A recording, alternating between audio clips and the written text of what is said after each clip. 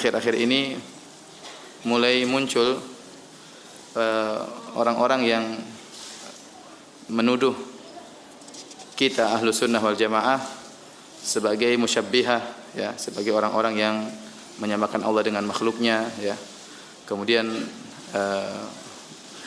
menuduh kita dengan tuduhan yang tidak-tidak, ya, dengan menyampaikan syubhat-syubhat tersebut. Oleh karenanya penting bagi kita untuk mengenal syubhat-syubhat tersebut, dan penting bagi kita juga bagaimana membantah syubhat-syubhat tersebut. Sebenarnya timbulnya orang-orang seperti ini sudah diingatkan oleh para salaf terdahulu, ya. Saya akan nukilkan perkataan Abu Zur'ah Ar-Razi rahimahullahu taala yang wafat pada tahun 264 Hijriah. Beliau berkata, "Al-mu'attilatu an-nafiyatu alladhina yunkiruna sifatillahi azza wa jalla allati wasafa biha nafsuhu fi kitabihi wa ala lisani nabiyhi wa yukadzibuna bil akhbari as-sihah allati ja'at an Rasulillah sallallahu alaihi wasallam fi sifat."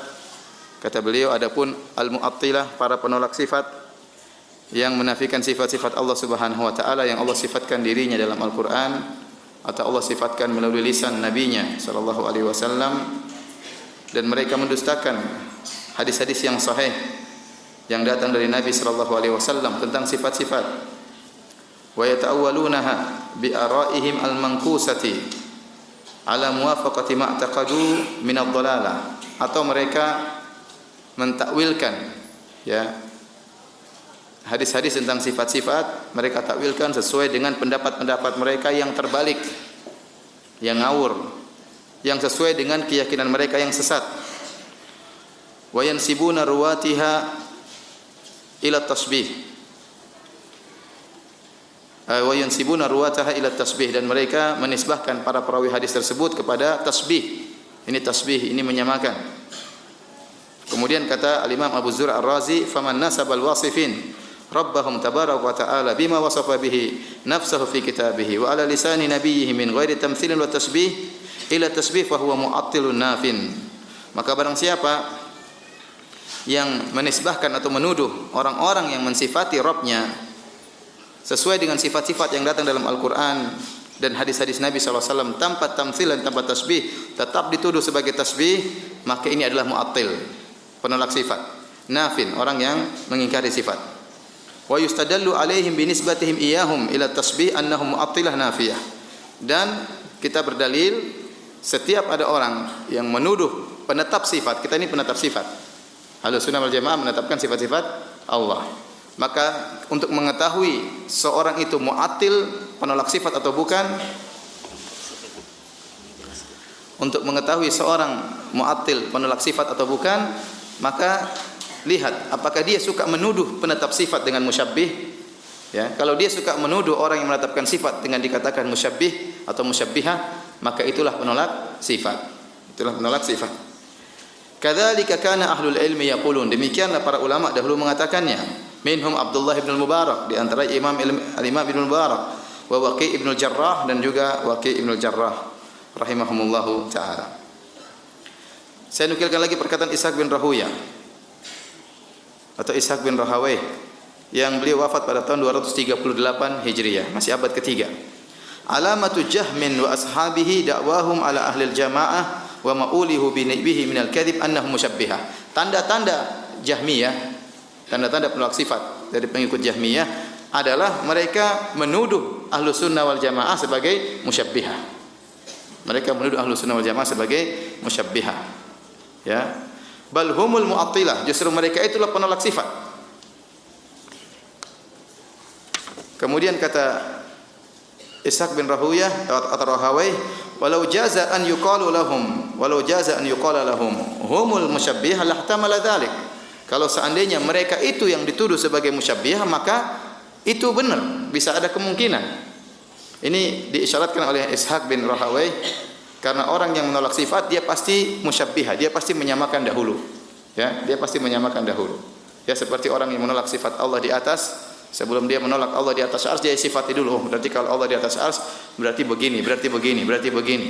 Maka sebelum dia menolak, dia dalam benaknya menyamakan terlebih dahulu maka kemudian dia tolak yang ada dalam benaknya tersebut. Paham? Seperti orang yang menolak sifat tangan. Kata dia kalau Allah punya tangan, berarti tangannya begini, begini, begini. Sama seperti tangan manusia atau makhluk yang lainnya. Maka setelah terbetik dalam benaknya tangan Allah seperti begini, begini, maka kemudian dia tolak. Maka ada kaidah yang disebutkan oleh para ulama, dan ini ternyata diambil dari perkataan Ishaq bin Rahawai, kullu mu'attil musyabbih. Setiap penolak sifat dia pasti musyabbih. Musyabbih artinya menyamakan. Dia pasti menyamakan. Karena sebelum dia menolak, dia pasti sudah menyamakan terlebih dahulu. Dia pasti sudah menyamakan terlebih dahulu. Demikian juga perkataan Abu Bakar Abdullah bin Zubair Al-Humaidi, ya, yang wafat pada tahun 219. Ini adalah muridnya Imam Syafi'i, dan beliau juga adalah gurunya Imam Al-Bukhari. Gurunya Imam Al-Bukhari. Imam Bukhari sering meriwayatkan hadis melalui jalur beliau. Apa kata beliau? Wa ma nataqa bihi al-Qur'an wal hadis. Apa yang diucapkan oleh Al-Qur'an dan hadis Nabi sallallahu alaihi wasallam. Apa yang disebutkan oleh Al-Qur'an dan hadis Nabi. Seperti firman Allah, wa qalatil yahudu yadullahi maghlulah gullat aydihim. Ya, was samawati matwiyatun bi yamini. Disebutkan ayat-ayat tentang sifat. Orang Yahudi berkata bahwasanya tangan Allah terbelunggu. Sungguhnya tangan mereka lah yang terbelunggu. Bal yadahu mabsutatani. Bahkan kedua tangan Allah terbentang. Ayat ini menyebut tentang dua tangan Allah. Dalam ayat yang lain, was samawati matwiyatun bi yamini, dalam surat Az-Zumar, dan langit-langit kelak pada hari kiamat akan terlipat dengan tangan kanan Allah Subhanahu wa taala.